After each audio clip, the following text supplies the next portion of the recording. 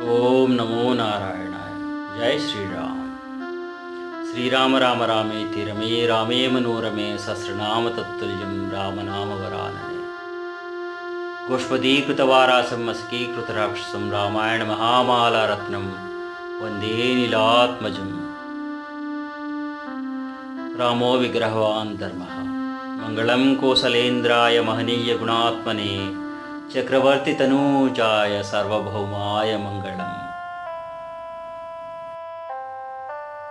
Sundarakanda of Valmiki Ramayana, Chapter 1. This chapter or sarga has 210 verses. Summary of this chapter. Hanuma begins journey at Mahendra mountain to cross the ocean in search of Sita. Sagara and Mount Mainaka wish to help. Naga's mother Surasa want to test his capabilities, while Rakshasas like Simhika try to kill him. Finally, Hanuma reaches Lanka, the city of demons. Hanuma set out journey to search for Sita, who was abducted by Ravana. His venture is impossible task for a normal human beings, and carried out in dedication for Lord Rama. Mahendra mountain, having good elephants, precious stones surrounded by godly serpents, Naga, Yakshas, Kinnaras, Gandharvas, who made it as their abode. On Mount Mahendra, while all other vaanaras watching, Hanuma desired to travel in the sky to Lanka over the ocean. He positioned himself and rose like a bull and raised head, looked like a roaring lion as he moved. All the birds feared, uprooted many trees, prayed for success. He saluted with joined palms to the sun god, Lord Indra, god of wind, Lord Brahma, and all Bhutas, and decided to leave. He saluted his father Vayu in his direction and increased his body to go in south direction towards Lanka. Hanuma's energy grew multifold. He is looking great, called himself and placed his arms on the mountain, and bending shoulders and neck, that mighty and glorious Hanuma increased his energy and strength and courage and ready to leave. Hanuma saying to vaanaras, I will go with wind speed Vayu to Lanka, ruled by Ravana just like Ramban. An arrow released by Rama will go with wind-like speed. If I do not see Sita there, I will go next to heaven, abode of gods. If I do not see Sita there in the heaven, I will get Ravana tied up in chains. Any case, I will return successfully with Sita or get Ravana.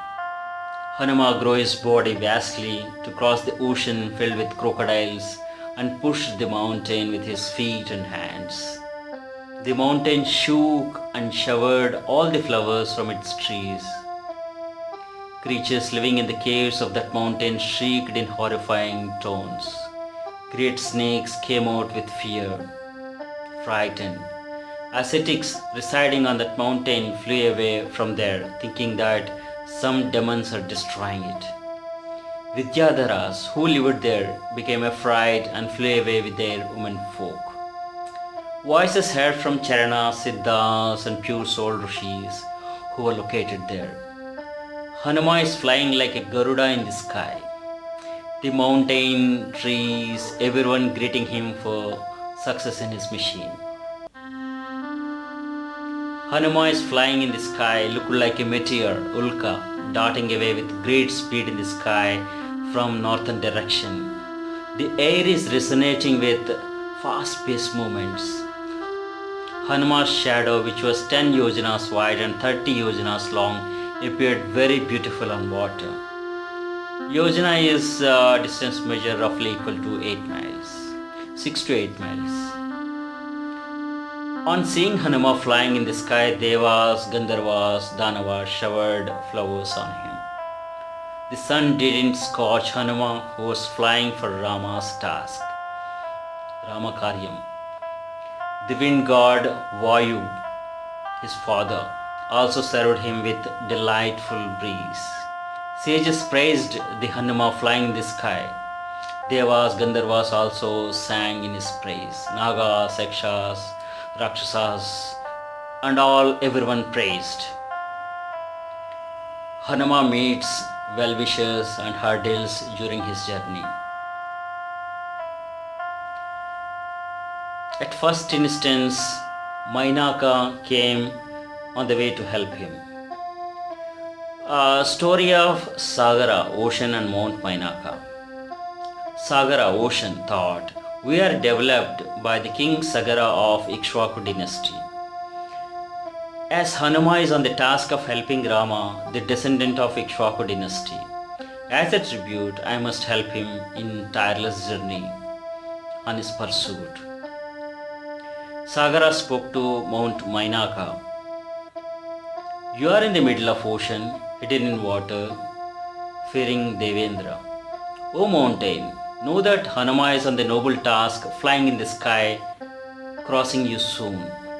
I request you to rise up and help him to stand and rest on you for a while before continuing his journey. Mainaka accepted the proposal and immediately grew up with the trees and creepers. Hanuma, surprised on the sudden rise of this mountain in the ocean, treated it as an obstacle and hit it with his chest and made him to fall.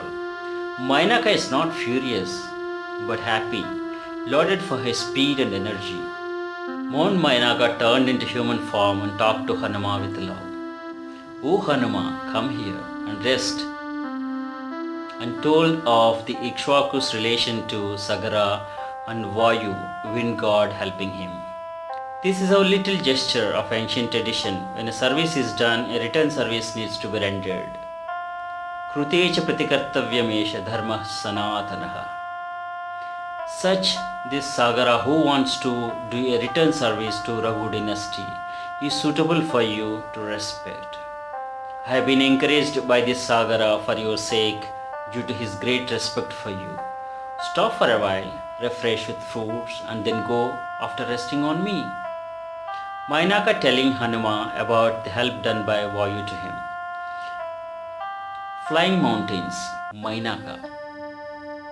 Earlier in Krita Yuga, mountains had wings, used to fly like Garuda and Vayu, went in all directions.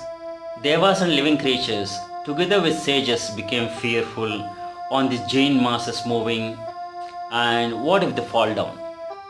Devas approached Devendra for a solution, who performed Ashwamedha rituals, cut off the wings of thousands of mountains by his weapon Vajrayudha.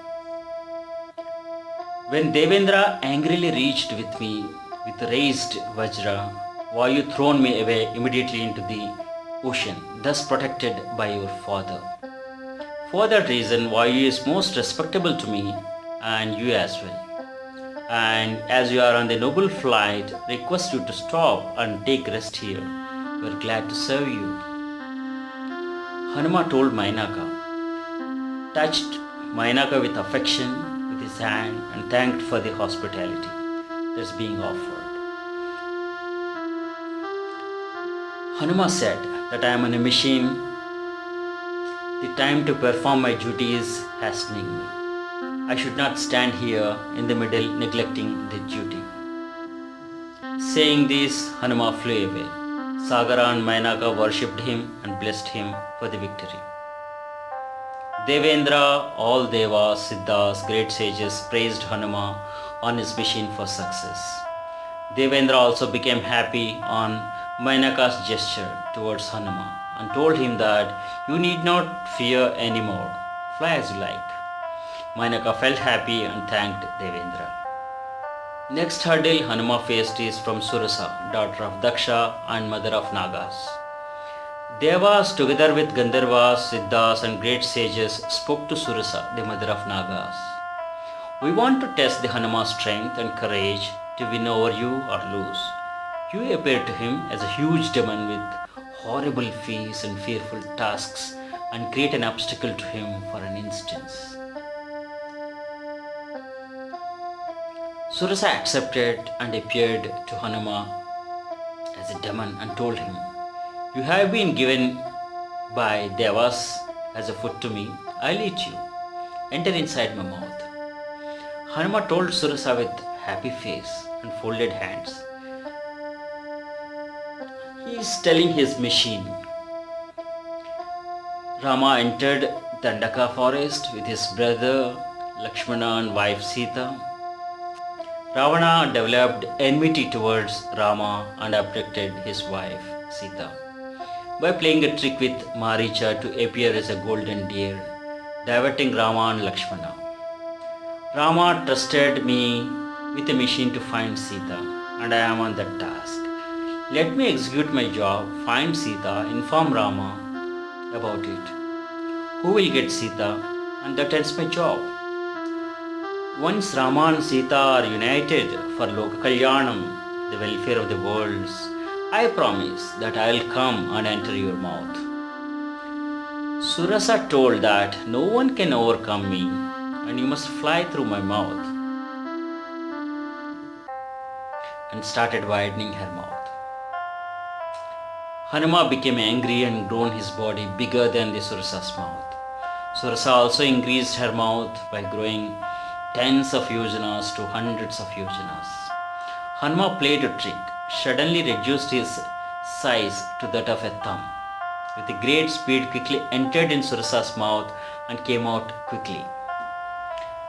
Then Hanuma told Surasa that you are boon by Brahma, also validated, and I am also safe. Surasa turned into human form and blessed Hanuma to achieve the desired task. Bring back Sita to get united with Rama.